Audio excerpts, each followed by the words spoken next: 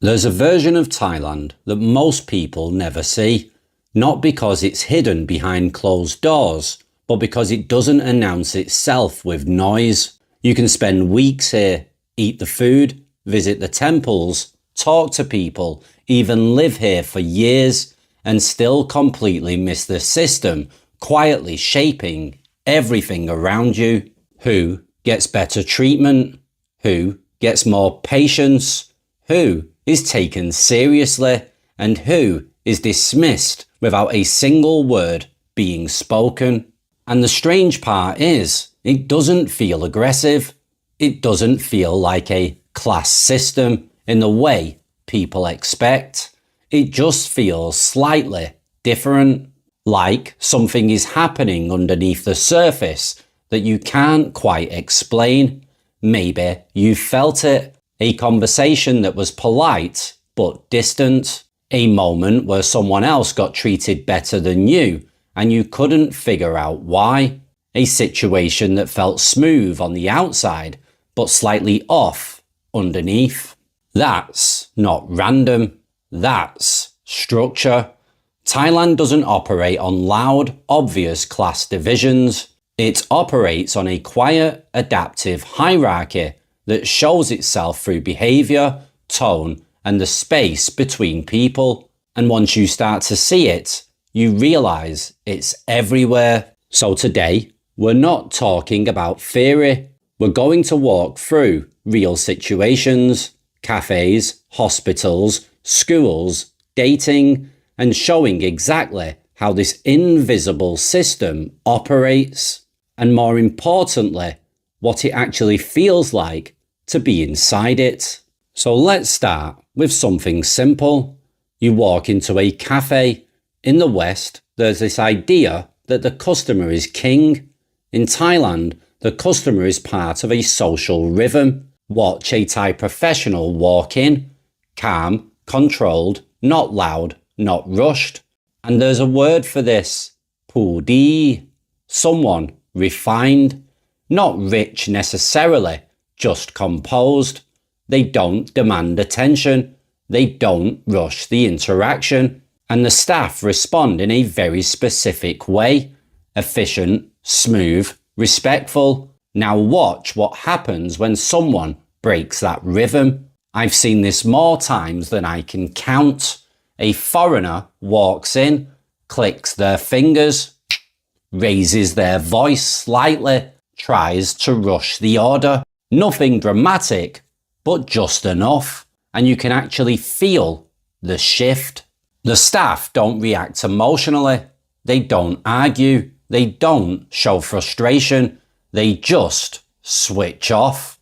The energy drops. You still get served, but now it's mechanical. Shorter answers, less eye contact, no warmth. The interaction is technically polite, but it's dead.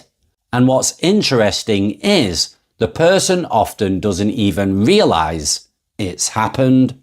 Because in Thailand, this ties into something deeper, greng jai, the idea of not wanting to impose, not wanting to create discomfort. So when someone ignores that, they're quietly moved down the social ladder in that moment, not officially, just behaviourally.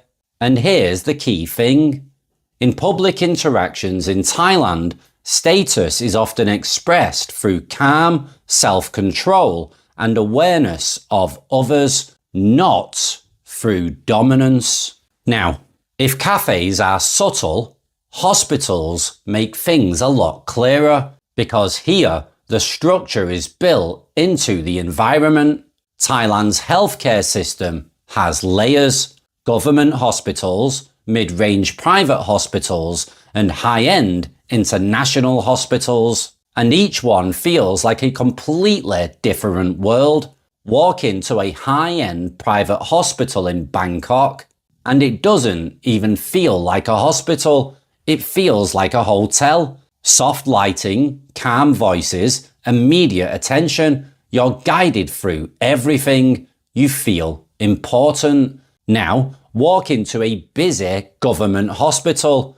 crowded waiting areas, long queues, staff under pressure, and suddenly you feel something different, not mistreated, but less seen. I've watched people in these environments. Someone walks in confident, organised, knows where to go, and speaks clearly. Things move faster for them. Another person walks in, unsure, overwhelmed and hesitant, and they get lost in the system. Not because anyone is trying to ignore them, but because the system responds differently to how you present yourself. And this ties into a deeper concept, barami, a kind of presence, authority, social weight. You can't fake it loudly. It shows in how you move, how you speak, and how you handle situations. And staff respond to that, often without thinking about it consciously. So the experience isn't just medical, it's social. In one place you feel like a valued guest. In another you feel like you're in the way. Same country, different layer of the system. Now, in many Western countries, your degree is about what you know. In Thailand, your education often becomes part of who you are. Where you studied matters. Certain universities carry weight. People recognize them instantly. And what's interesting is this doesn't disappear with age. Two professionals in their 40s can meet, and the moment university backgrounds come up, the tone shifts. Slightly more respect, slightly more deference, subtle but real.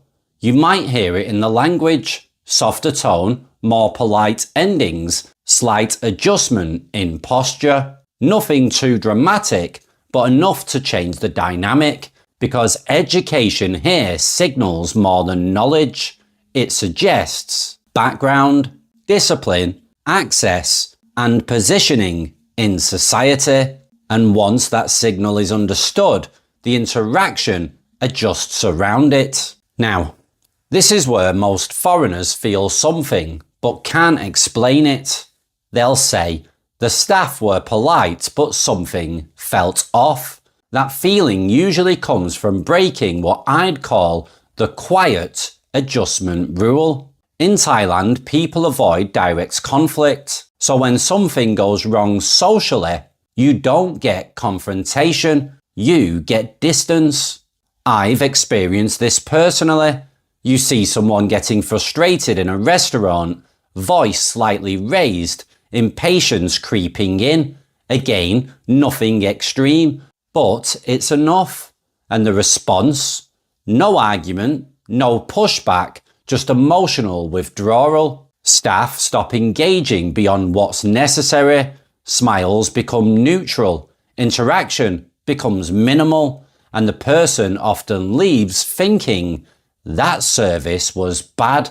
But what actually happened is the system adjusted around them. If you want better interactions in Thailand, it's not about demanding more. It's about reducing friction. Lower your volume, slow down, show awareness of others, and suddenly things open up again. Now, when dating, this brings all of this together, because here, people are constantly assessing more than just personality. They're watching behaviour, how you carry yourself, how you treat others. And I've seen this play out clearly. Two people, similar income, similar background, one calm, respectful, aware of social cues, and the other loud, impulsive, slightly careless in how they interact with people around them. They get treated very differently, not always directly, but over time, very clearly. And one of the biggest signals, how you treat staff. That gets noticed immediately, because in Thailand, behaviour is a reflection of your position. So here's the important part. Money alone doesn't define status. Behaviour does, consistency does, and self-control does also. That's what people are really evaluating about you. The system runs on small signals, things most people don't consciously notice. Who speaks first? Who lowers their head slightly when passing? Who waits? Who interrupts? I remember noticing this in a group setting. An older person walks in, the energy shifts, and people adjust their posture. Voices soften slightly. No one announces it, no one explains it, but everyone understands it. This is definitely not forced. It's practiced. A kind of social awareness that's been built over time. And once you start noticing it, you see it absolutely everywhere. Thailand doesn't operate on loud, obvious class divisions. It operates on quiet adjustments, small shifts, subtle signals. And that's exactly why most people miss it. Because it doesn't hit you directly. It reveals itself slowly through moments that feel slightly different until you realize there's a pattern behind them. And once you see that pattern, you can't really unsee it. You start noticing it everywhere, not just in Thailand, but in other countries too. Different rules, same underlying game, just played more quietly here. And that's when everything starts to make sense. Not because Thailand changed, but because now you can actually see how it works. This has been Thai Talk with Dan Unleashed. I hope you have learned something today from this episode. And if you have, please don't forget to hit like and subscribe. Thanks for watching. Take care and ciao for now. Bye bye.